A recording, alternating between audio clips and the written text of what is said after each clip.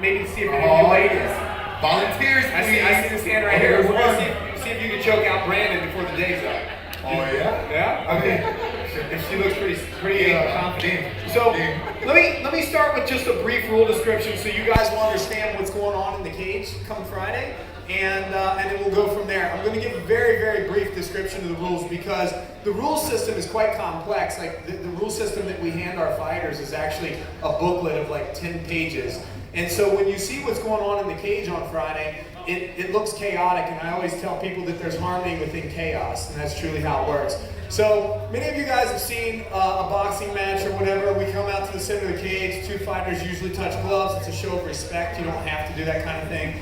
Brandon can punch me, he can kick me, he can throw knees that can land to the head or to the body if he wanted to, and he can also throw elbows. Right?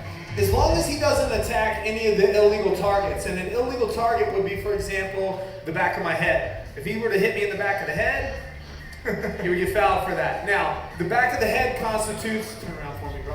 The back of the head constitutes from the back of the head all the way down the spine. This is all illegal. So I can't, for example, throw a punch and target the back of the head. If Brandon and I are fighting and he happens to turn and I hit him in the back of the head when he's turning, like that's accidental and it'll be at the referee's discretion. But I just can't target these kinds of things. Obviously, gentleman's rules, he wouldn't want to kick me in the groin or anything like that. And there are a few other illegal things that are just kind of obvious, like I can't just poke him in the eye or something like that. So there are rules. Once one of us hits the ground, and if anything is touching the ground besides for the palms of his feet, like now he's down. So I can't just kick him in the head here. Oh, that would be illegal. I can still punch him, I can still elbow him, and I can still knee him in the head. I can do the same things to the body if I want. But also if I'm laying down and he's standing, I can throw an up kick to the face if I want to as well. He too, if I'm laying down, can still kick me. Boom. As long as he doesn't kick me to the head, he can kick me to the body, he can knee me to the body, he can elbow me, he can knee me to the head. So all this stuff is legal as long as he doesn't kick me to the head. So now that you guys understand some of the rules, you'll typically see a fight. We got to be kind of careful because we have these sound consoles on here, and it doesn't make for good stuff here. So you'll see two guys come across the cage, they start mixing things up here a little bit, and you might end up seeing some clinching action, and then a takedown. All right, from here, go ahead and explain some of your strategy here, Brandon. So, what you do on top, really depends on your style of fight that you like to have, whether you're a wrestler, a BJJ practitioner, solid no-gi grappler, or if you like to hold and strike. So this is called side control or side mount. If our legs are intertwined, just one. This is called half guard. This is called full guard. This is called full mount. This is bad, real bad for me. I mean, well, first of all, Brandon's a big guy. I didn't like any of his positions with him on top, but this is the worst one. Knee on belly, knee on neck. All these different positions, you can either hold, work submissions for pressure, or you can go ahead and strike from. Different holding positions to be able to strike somebody. I hold this arm up, push this one down, bring the leg over, keep his head open the whole time, and just control. Submission, same position, push this down, come over, step here, and I lock this joint behind the elbow and pull towards me for the tap. So from one position, there's almost an unlimited set of items you can choose from in your repertoire to finish or improve your position. Okay, let's show them. Let's go back to. I'm losing my mic here. Yeah, sorry. Yeah, it's all right. Okay, let's go back to guard real quick. Okay, so when you guys see a fight on Friday, Brandon's in my guard here. Just as a note, this is considered a neutral position. There are a lot of things I can do here. I can, for example, if I want, I can try to swing into a submission this way. Okay? This one's called an arm bar. It's what Brandon just did a second ago. I have his arm trapped, and what I'm going to do is bend it backwards. Okay? That's a tap. That's like him saying, yeah, my elbow's going to get hurt if you go any further. There are a ton of different submissions I could do from here. I can set up for a Kimura.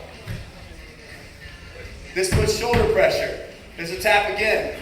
I can also, if I want to, I can punch here. But it usually doesn't work out really well for me because he's got topside position. And the thing that works nicely for Brandon is he's got gravity on his side. Right? So if he wanted to strike, he's able to control me and he's coming down with stuff as well. But he's not the only one. Like, he can also do submissions as well. For example, like, he could, my guard is closed right now. Brandon could open my guard. He opens the guard, and then he's going to sit back for, this is a heel hook, which probably isn't properly named because it tears up the knee, actually, because he's actually twisting my leg here, and it's putting pressure all the way down my leg. And so once he starts to put pressure on, I'll just tap all the same to let him know. So there are a ton of different submissions that you can do in the cage.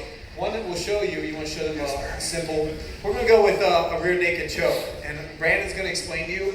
I'm going to actually kick my headgear off. Yes, sir. Yes, sir. And then I'll let him explain to you how to do a rear naked choke. And then we're going to let some of you guys come up on stage and give it a try on Brandon, particularly this lady. But just so you know, young lady, like, he's going to choke you back. I've seen this guy. Like, he's bad news. So, all right. So I'll go ahead and I'm going to kick this off and let Brandon.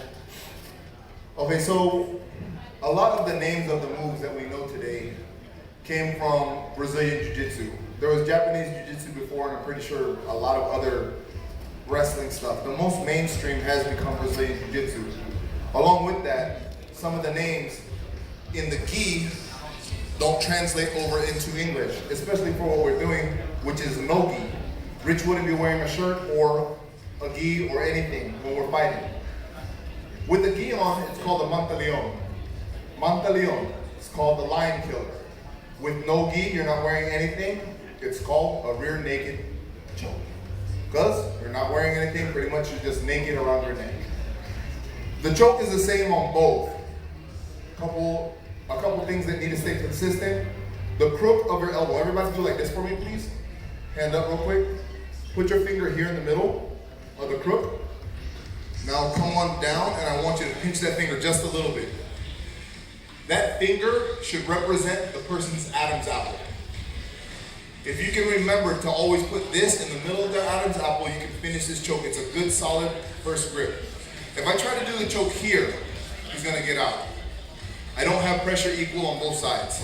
So what I need to do is get my arm in deep. Elbow here, his throat is in the crook of my arm. This hand here, there's many different ways. There's many different ways people teach this. Old school basic, grab your bicep, bring your arm in front, put the hand behind the head, squeeze until they choke, or they tap, or they pass out. Depende, it's up to you.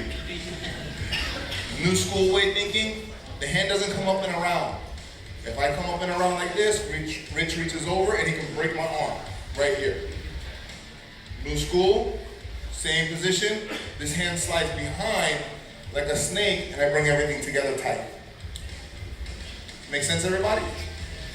One thing with chokes, one thing with submissions, and anything that's locking out a joint. You cannot move once you start attacking it. The reason why this choke works, it cuts off oxygen and blood. I'm pinching both arteries on the side of his neck and limiting his oxygen. Once I clamp on, like a python snake, I just squeeze and squeeze and squeeze and squeeze. Even if my arms are burning, my shoulders burning, my lungs are burning, and I don't know if I'm gonna give up, you have to squeeze. If you're squeezing, this guy's about to tap, about to give up, and you just adjust a little bit, that little spurt of blood, that little oxygen will give them another 30-second fight. So submissions have to be super technical, very clean, and almost perfect. Just a note on this particular choke. For those of you that are seeing this, it's not a painful choke. Like, even though he's cutting off blood to the brain and it's cutting off oxygen as well, I can still breathe a little bit. So this is not the kind of choke where I'm feeling that sensation of being choked. Actually, what ends up happening here is that I just start to get lightheaded. Like when I was turning to the side there and he started to apply, like I had to kind of like blink my eyes a little bit because I can already feel myself starting to just drift off sleeping. So this is not something where you're going to feel any sense of pain. If you've been in this position enough, you know. Like I can tell as soon as those arms lock on, like I'm in trouble. But it's not anything where I'm in any kind of pain. So again, one more. yeah, sure. Standing. So this choke can be applied anywhere from the back. You don't want to be doing this off on the side because your arms, your tools, everything you're trying to do won't line up. From behind, here, snake, squeeze. Old school, easiest way to learn. Wrap this in front, go big around the side, grab your bicep, put the hand behind, squeeze everything together. If I tap, please let go. So if you don't, that means he can be hitting the floor. So, alright. Do you want to come up and try it? Please do. Oh, game. Volunteers, please. Volunteers.